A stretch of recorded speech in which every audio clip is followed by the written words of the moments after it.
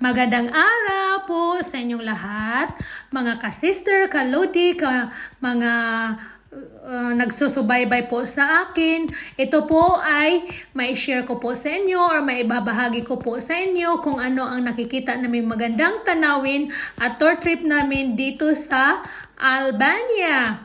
Ito po ay napakaganda at napakalawak na lake dito na aming pupuntahan at ang haba ng aming pagbiyahe galing sa Durrës, Albania papunta dito at nakikita niyo po kung gaano nasa gitna po kami dumadaan ng bundok at napakadelikado ang dinadaanan namin.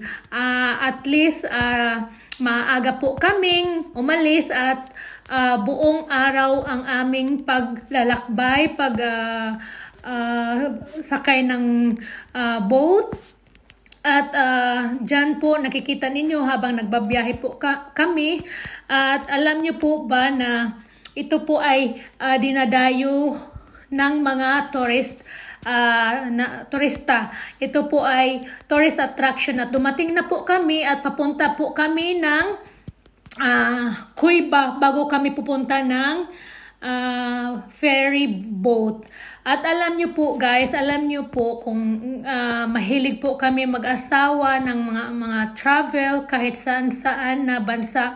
Ito po ay pang-anim na yata na lugar na pinuntahan ko at halos po kami ay may mga magagandang memories. Lagi kami nag-travel or yung may mga adventure talaga. Hindi lang po ngayon lang po ako nakaranas dito sa mga baguhan na nanood.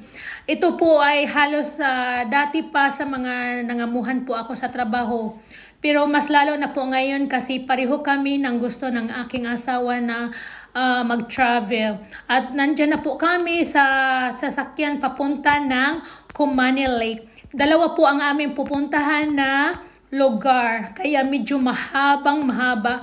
Ito po ang lake na po ito ay may man-made po, may tao na gumagawa nito at hindi ito pwedeng inumin. Parang may mga inhabitants po or nakatira dito sa ibabaw ng mga bundok-bundukin. Ito ay ginagamit lang sa pagdilig ng tanim. At abang-abangan nyo po ang mga gandang mga mai-share ko kahit sa sobrang init at nag-i-enjoy naman din po kami sa aming paglalakbay. Habang nagbabiyahe pala po kami, nasa gitna ng mga bundok.